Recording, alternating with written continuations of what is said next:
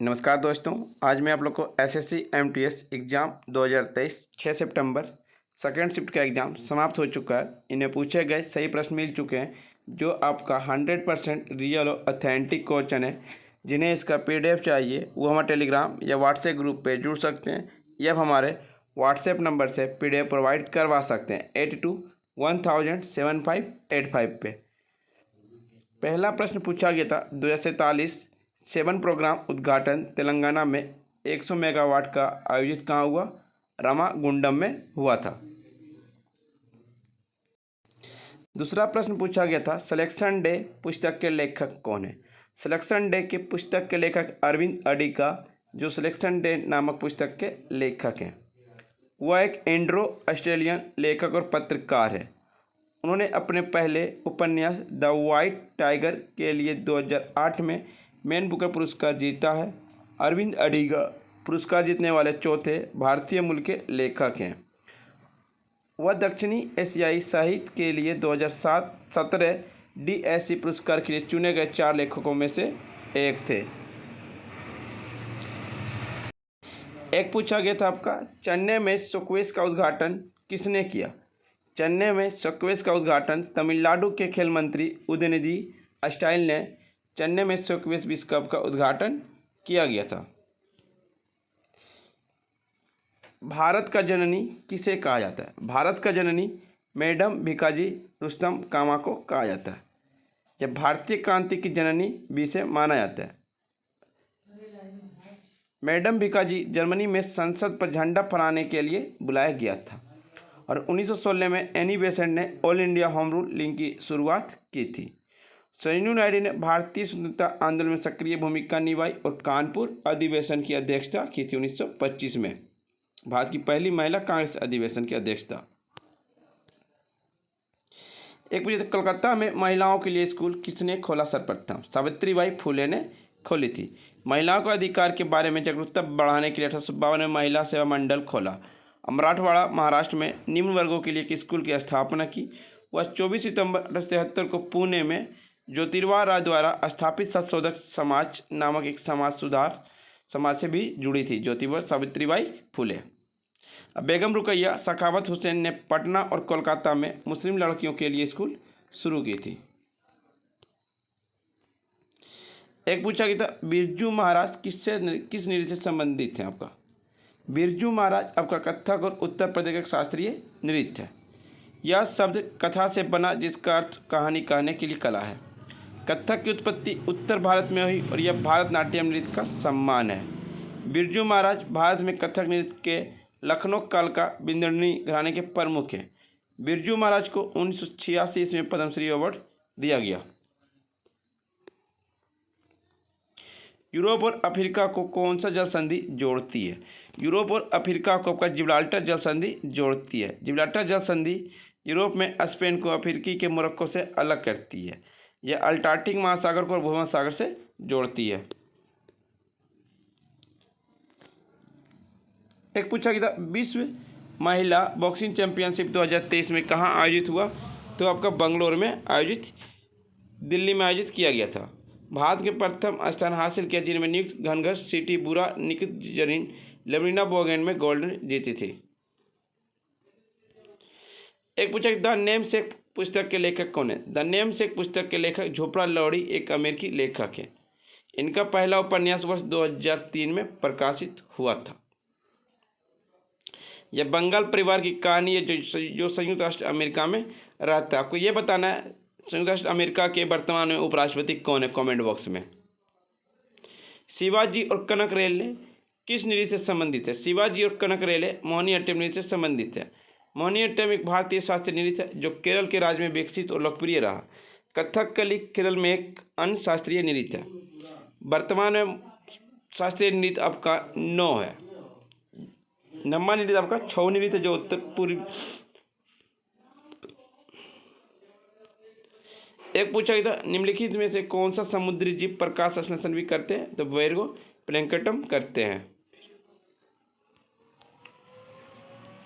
कथक भारतनाट्यम दोनों से संबंधित निम्नलिखित में से कौन सा नर्तकी थी? मृणालिनी साराभाई। सोनल मानसिंह भारतनाट्यम और ओडिसी दोनों कर लेती है। सोनल मानसिंह को पद्मश्री अवार्ड 1992 ईस्वी में दिया गया था। यामिनी कृष्णमूर्ति भारतनाट्यम और कुचिपुड़ी से संबंधित है। हेमा मालिनी मोहिनीअट्टम और भारतनाट्यम दोनों करती है। सोनल मानसिंह सबसे कम उम्र नृत्यांगना जिन्हें पद्म भूषण मिला था 1992 ईस्वी में, सॉरी फ्रेंड्स, 1992 में पद्म भूषण दिया गया था। एक पूछा था भूटान के लोग अधिकांश किस धर्म को मानते हैं, तो बौद्ध धर्म को मानते हैं।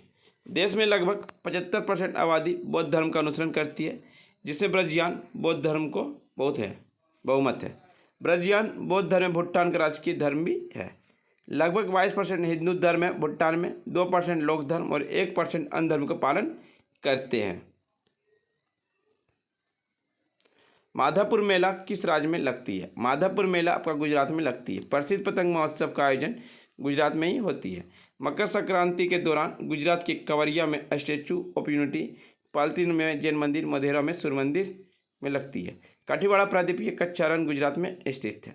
सिरपुर मेला महोत्सव छत्तीसगढ़ के सिरपुर मेला छत्तीसगढ़ में और सोनपुर मेला आपका बिहार के सामूहिक मेला लगती है।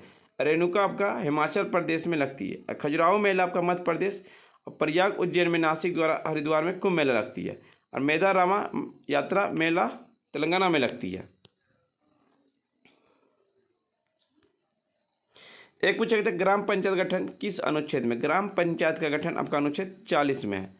अनुच्छेद 42 में कहा गया कि राज्य काम उचित और मानवीय स्थिति और मातृत्व राहत को सुनिश्चित करने के लिए प्रावधान करेगा।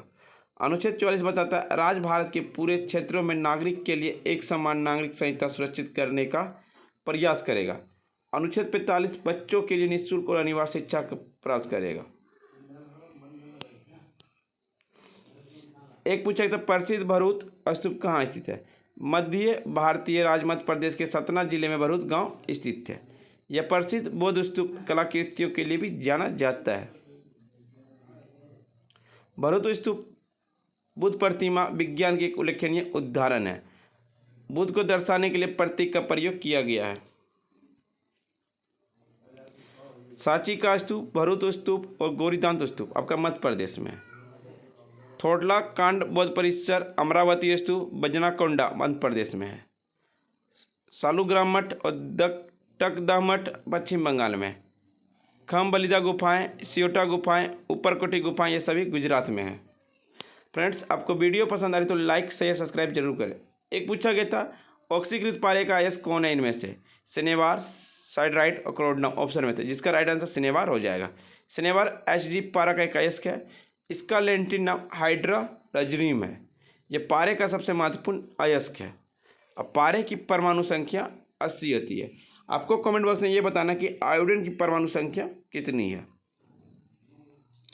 भारतीय डाक के लिए कौन सा चैनल बनाया था? ग्रीन येलो लाल पिक बनाया ऑप्शन में था, यह बनाया गया था। स्क्वैश चैंपियनशिप किसने भाग लिया? जोसन चिंपा, सौरभ घोषाल, तन्वी खन्ना। विश्व स्क्वैश चैंपियनशिप 2023 चेन्नई में होगी और सेफ चैंपियनशिप 2023 में चेन्नई में होगा, जो जहां विजेता भारत रहा था। और पहला विश्व कप 1996 मलेशिया में हुआ था।